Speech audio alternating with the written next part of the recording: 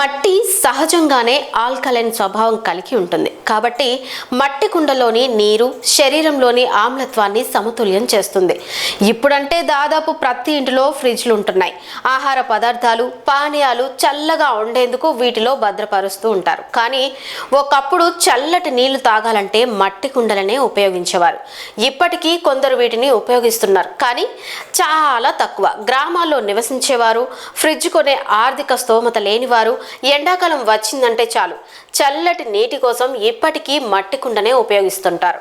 అయితే ఇది కేవలం చల్లదనమే కాదు, భారతీయ సాంప్రదాయం ప్రకారం ప్రాముఖ్యతను కలిగి ఉందని, ఆరోగ్య ప్రయోజనాలతో కూడా ముడిపడి ఉందని నిపుణులు అంటున్నారు.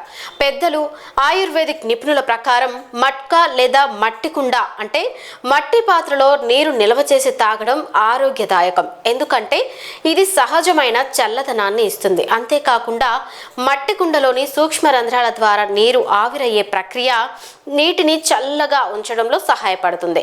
కుండలోని నీరు ఫ్రిడ్జ్లోని ఐస్ కోల్డ్ లాగా జీర్ణ వ్యవస్థకు కూలింగ్ షాక్ ఇవ్వదు.